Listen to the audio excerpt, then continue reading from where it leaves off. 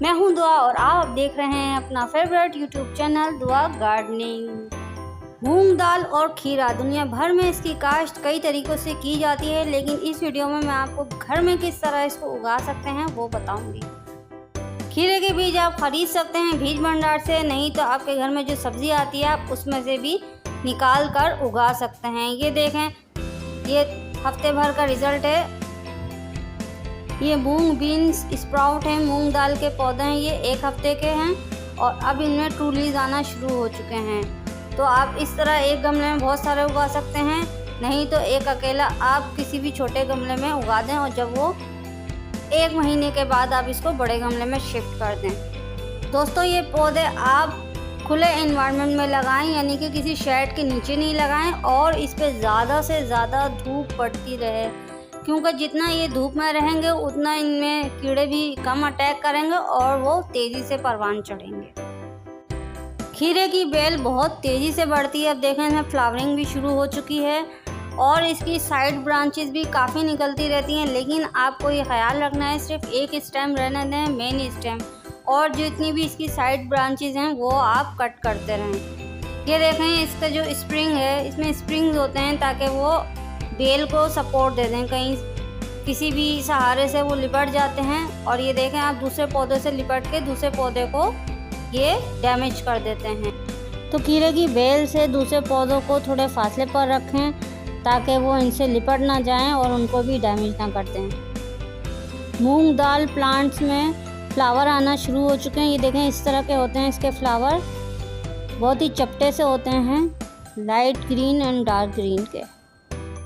ये बेल चूँकि बहुत नाजुक होती है इसलिए इसको सपोर्ट की ज़रूरत होती है। आप चाहें तो दीवार पर मछली की डोर मुनासिब फासले से बांध सकते हैं कीलों की मदद से, नहीं तो यहाँ पर मैंने लोहे का जाल जो होता है, आमतौर पर ये बहुत आसानी से मिल जाता है हर जगह, ये मैंने ले लिया है। इसको राउंड करके मैंने इसको फिक्स कर दिया है।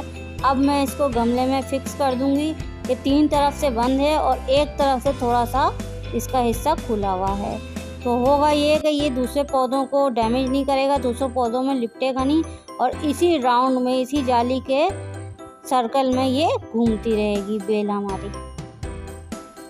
पेस्ट अटैक से इसको महफूज रखने के लिए, कीड़ों से महफूज रखने के लिए पत्तों के नीचे और पत्तों के ऊपर दोनों तरफ से आपको नीम ऑयल स्प्रे करना है। नीम ऑयल स्प्रे किस तरह बनता है इसकी एक पूरी वीडियो है, आप मेरे चैनल पे देख सकते हैं। इसके अलावा अगर नीम ऑयल आपके पास नहीं है तो आपके पास अगर सिर्फ नीम के पत्ते हैं तो आप उसको भी पानी में उबाल कर ठंडा करके छान कर आप उसका भी स्प्रे कर सकते हैं।